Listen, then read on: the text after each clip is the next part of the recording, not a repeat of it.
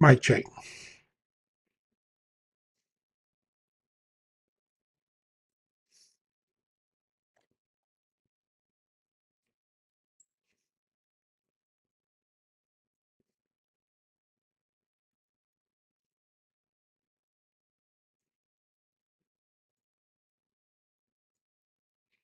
Hello. Welcome to Let's Talk Leadership. I'm your advisor and your personal consultant today. This podcast is really designed to go 30 minutes and answer a couple of questions that somebody might have that pops up on the chat relative to leadership. And I don't know what those will be, but we'll try to get a handle on them as we go from session to session. This podcast is on the platform of YouTube, and it's YouTube Live, and it's under the channel Building Renaissance Leaders. You'll find that also under Vic Vogel, I guess, if you search Google. It's really kind of designed to take 30 minutes and just answer questions on a regular basis. When I'm able to do this will kind of depend on my schedule and my time. And I post that on Building Renaissance Leader. And when I schedule it on YouTube, it will show under the Let's Talk Leadership podcast series I have going on there. So the best way to know when that's going to happen is to go ahead and subscribe to the channel. It'd be great if you like it. I really love comments more than I love likes, but likes are, I guess, what the algorithm of YouTube likes. So please check that if you do. And then make sure you set up the notifications. I think you have to click that bell or whatever that says you want to be notified, because then you'll know when we're going live on these podcasts. So here we are. My name is Vic Vogel. I have 45 years in leadership and consulting and leadership, and probably another 5 years now in research development, where I've designed a new paradigm in leadership that I'm about to put on the market this summer.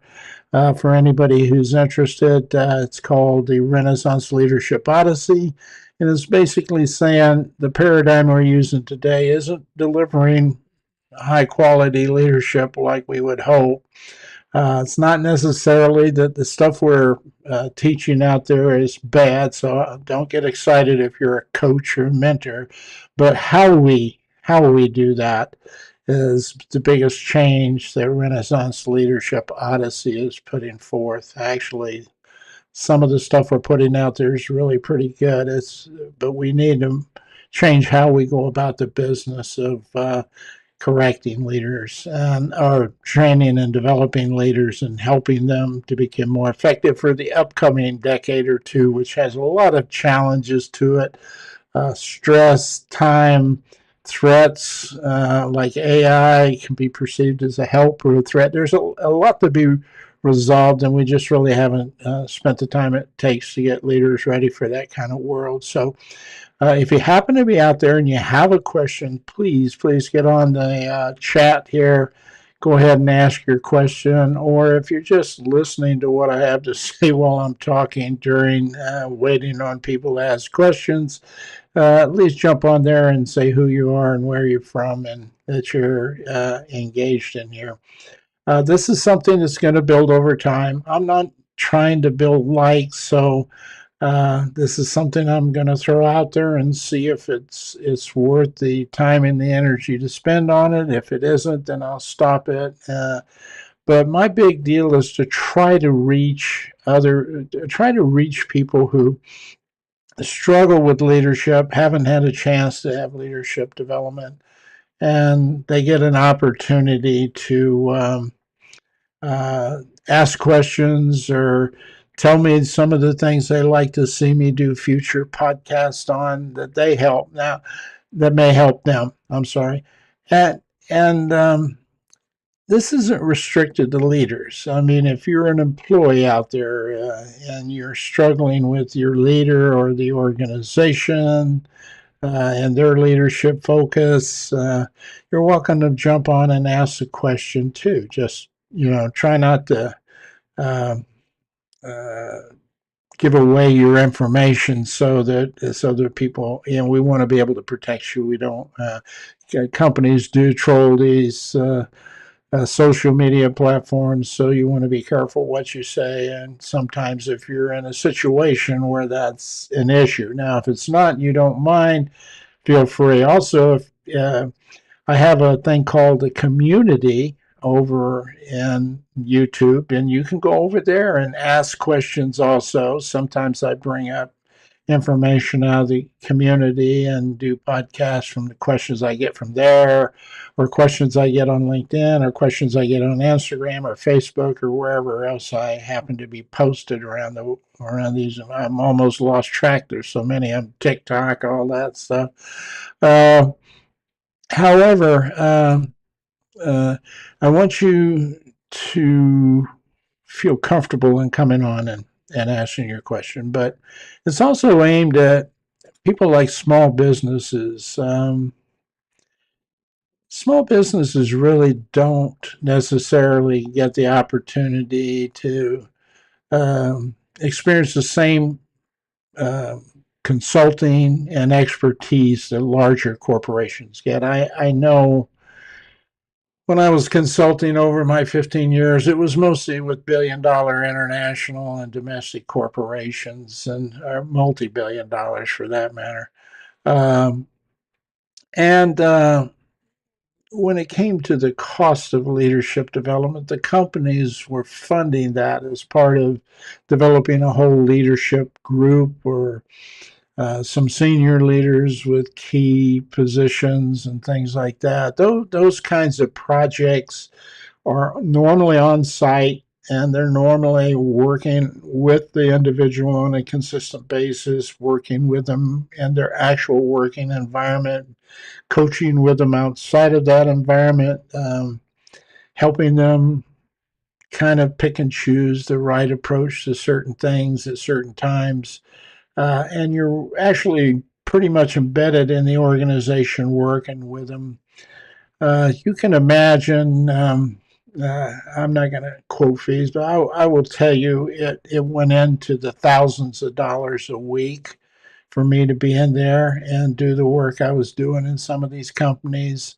Small businesses aren't prepared to foot that kind of money. If you're opened a restaurant on Main Street because you had a great barbecue recipe, you're probably not wanting to spend thousands of dollars for me to come in and help you become a leader.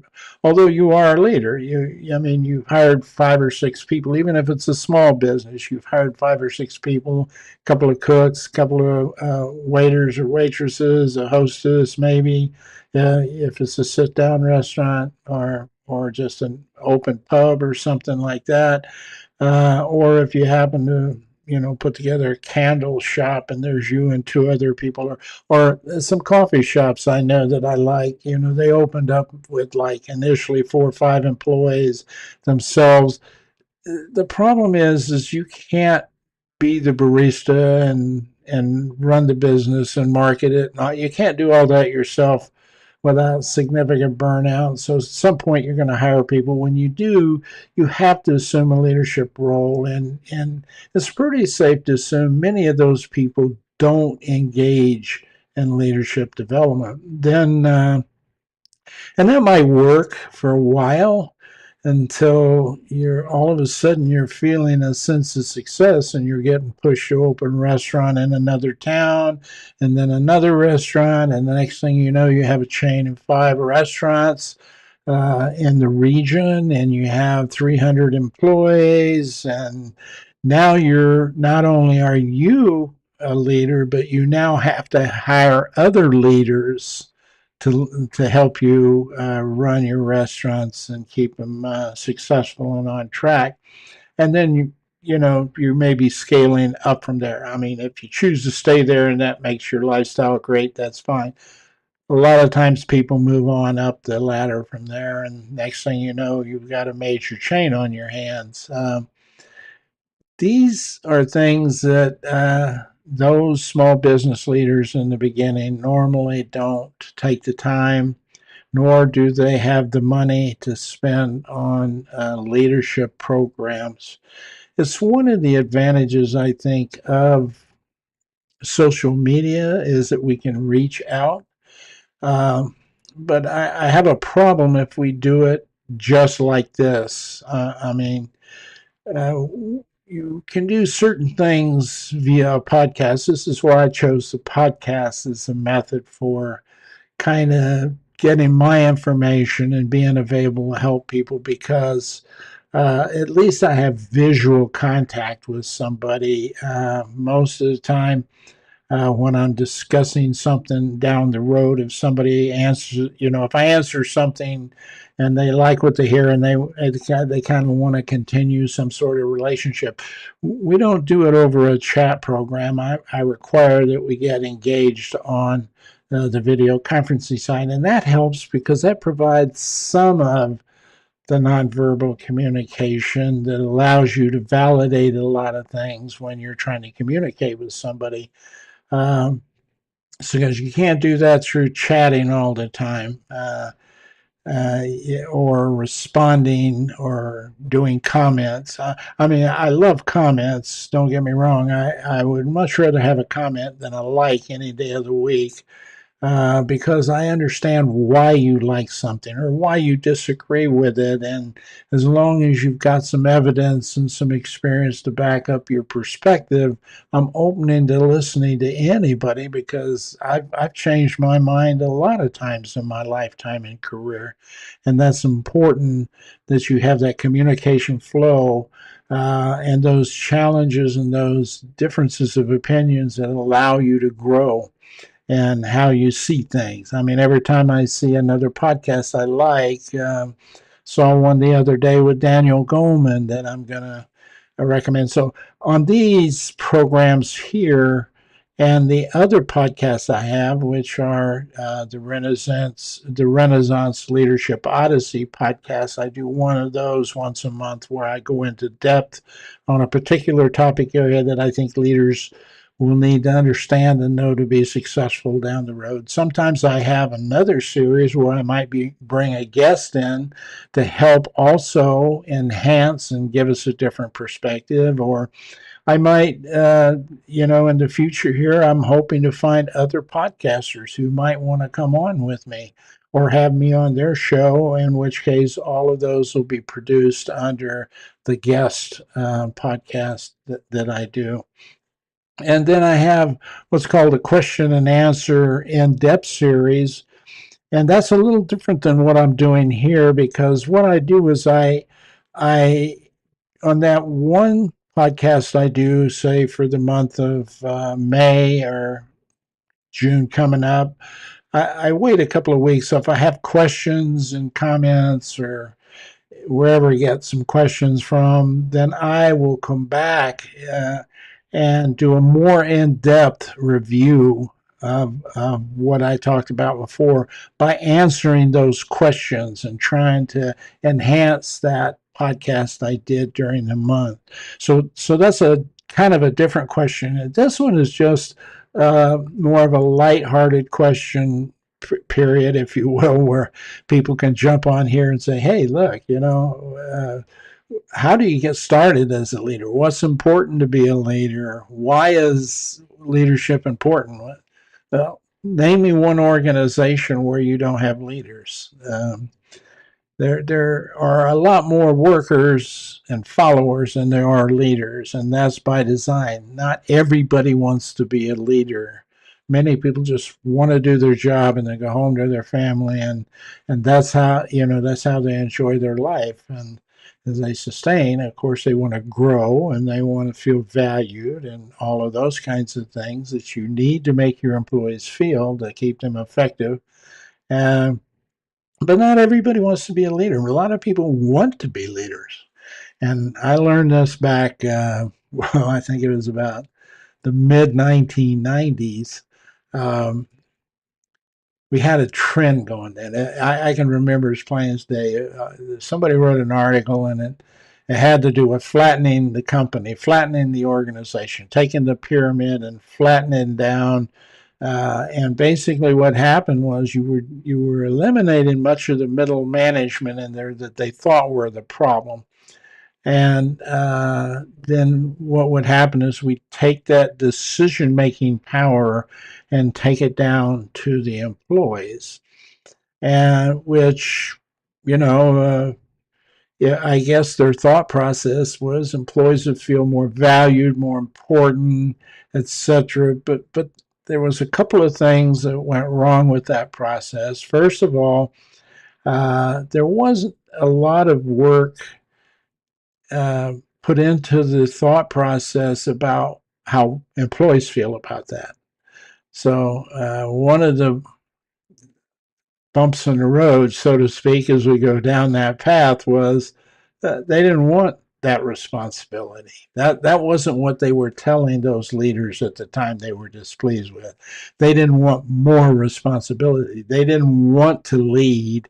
They didn't want those kind of decision powers in there. They just simply wanted to be brought into the loop about some of the how things work, because they were so close to it. They could, you were making it, in many cases leaders were making it more difficult by complicating it more, trying to create something to make themselves look better, and they would complicate it more for the employee. And what they were saying is, stop that.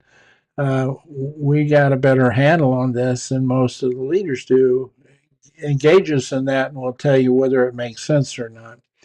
And also, please look at us. We're important without us. If we all walked out today, you guys couldn't handle this on your own. So we'd like to be valued a little more. So that's what they were looking for, still looking for today under the same leadership paradigm we're operating under. That's why I decided to try to put forth another paradigm for leadership. But the other thing that went wrong with that process was capability, skill sets development, and things like that. Um, the, so flattening the organization wasn't uh, a solution to that problem. So what, what I'm trying to say is, you have a pyramid organization that's been there for a long time. It isn't that can't be better. It can be better. It's how we look at that organization. And I discuss a lot of this in the Renaissance Leadership Odyssey podcast. Why the paradigm shift includes a lot of things besides just educating some things we missed over the last 4 decades, but it also includes things like how you need to structure your organization. As an executive team and a leadership group, what those roles ought to be, and they need to be different than what we're doing right now. So that's part of that. What I try to do also with social media that is, I'm guessing, a little bit different than the current paradigm is. Social media to me is an inhibitor to communication. I have a problem with it that way. But at the same time, I'm asking people to kind of consider how they use social media. Now, here's how I've been I've been educated for about 8 years and graduate level degrees. I almost completed my doctorate. I had to get out of it because my worldwide consulting and trying to raise a family and everything, and try to do a PhD program just wouldn't fit. I just never really got back to it because, frankly, I never needed to. I never needed to. I was doing the kind of work, the creativity and the change that I wanted to do without having a PhD in my pocket. I have a master's in organizational communication and with an emphasis in psychology, and a bachelor's in interpersonal communication. So communication is a tool that I use to get leaders ready to better assimilate personalize or internalize and personalize what they need to know to become leaders, effective leaders. So, a lot of times when I go in an organization, first thing I do is assess the communication, and I find I have to do a lot of communication development before I'm able to process things like emotional intelligence and skill sets and lean management or whatever else you're going to go become educated in, and then implemented those, because you can go to a course on uh, some sort of supply chain program or whatever.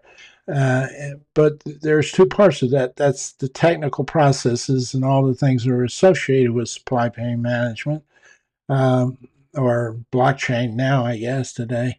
So that's one thing. But then there's the other thing about how do you get that into the organization? And that's normally where most companies fail. And that's where they knock on my door and have knocked on our door in the past as consultants. And we go in and try to help people work through those processes. So as we get into going into the future, uh, it's become evident to me we don't get rid of leaders. They are absolutely necessary. The problem is we don't have a good sense of what their roles should be, and what the organization can do differently to enhance and optimize leadership and employees.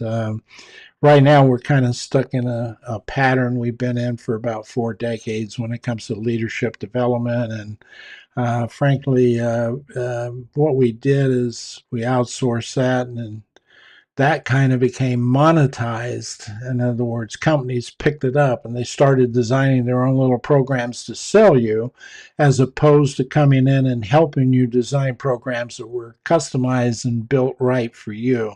And so the price has gone up. I think we spent something like $166 billion a year, and it's growing every year on just leadership development.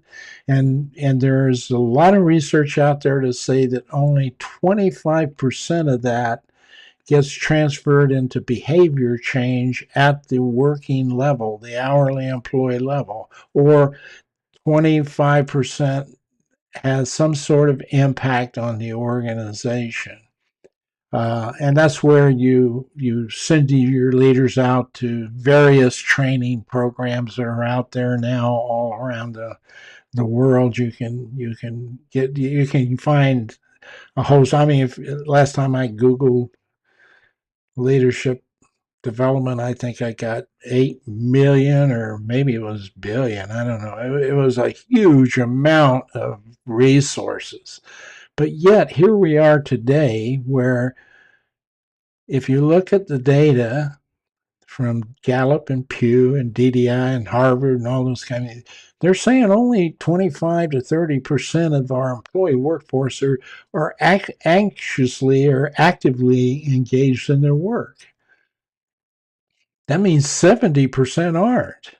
And we're spending $166 million on leadership development.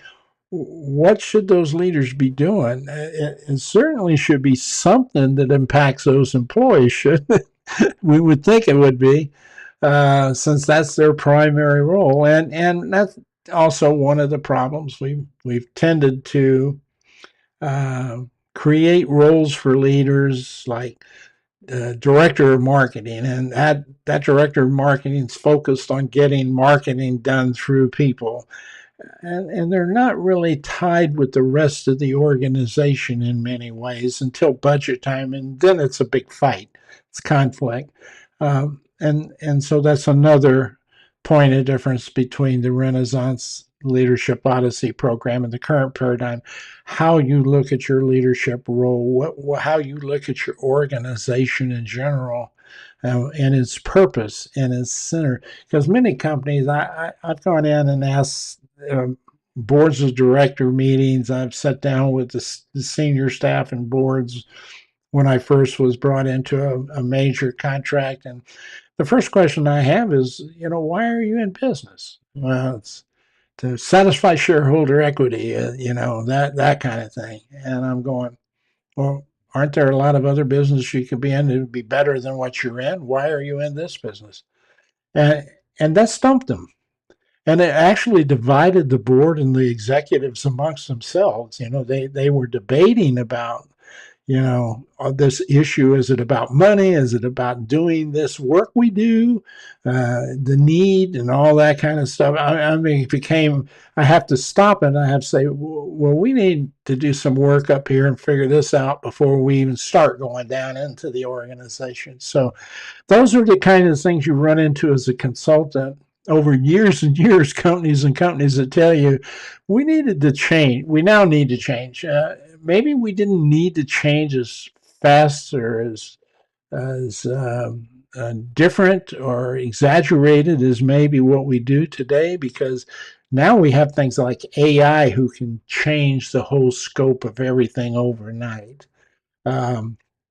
So leaders who don't get on top of this stuff that's happening to us now, though, that's going to be a problem. So anyway, we're pretty close to our half hour here, and I don't see anybody asking any questions. So I kind of just ramble on a little bit about what I'm doing and where I think things are in the leadership world. So I'm going to do that until this kind of catches on. I haven't sent it out on Zoom, and I mean LinkedIn. I haven't sent it out on Facebook and all the social media platforms yet. I'll do that maybe with this particular podcast. Maybe I'll post it out with a couple of shorts and people can go see if that's something they want to do down the road. But you can do this. You can go to the Renaissance Leadership Odyssey YouTube channel and you can subscribe. And go ahead and check the like. You can go in there and hit your notifications so you know when I'm going to be doing these. I don't know pretty much until Sunday what I'm going to be doing the next week, but as soon as I know Sunday, I'm going to pick 1 or 2 days during the week and I'm going to do one of these questions and answer sessions. And I'm going to do that for a little while to see if they catch on. And if they do, then we'll keep it up. If they don't, yeah, I'll just not do them anymore and I'll try a different tact in reaching people. So if you can spread that around, that would be helpful. Go to this channel, subscribe to it. The other thing is make a comment. If you've heard something I like, or make it, it makes sense to you, or even if you don't like it and you want to refute it and you pretty much have some evidence based. I don't want somebody just going in and say, I hate your idea, I think it stinks. I'd really like you to be able to explain with data and evidence why I'm wrong, because that's how I learn if I'm wrong. But if you like what I'm saying, it's better to me to hit that like button. That's fine, thumbs up, whatever it is on YouTube. But go down into the comment section, kind of tell me what you liked, and that kind of helps me put out the information out there that I know people need. And that's how I use social media. I'm not, like I said, I don't care how many likes I have. What I do care about is I get some information and some knowledge out of all of the social media work I do, and it's a data gathering process for me to help me align what I know I need to put out there to help people be successful based on what I have done for 45 years, 8 years of education, and untold numbers of professional education and courses, thousands and thousands of hours in that over the course of 40 years. I'm trying to bring that to bear on what's going on today and use my knowledge and my expertise to help people who can't afford consultants, who just would, this is one way to do that. This is your chance to ask some questions and to talk and dialogue through some things. If you want to come on the air with me on one of these 30-minute sessions and we discuss something for other people to look at and make comments on during that period, you can find me through these channels too. So I will let you go, and you have a very good evening. And I appreciate any time you have spent watching this, and also I appreciate you referring it to others if you think it's worthwhile. You have a good day.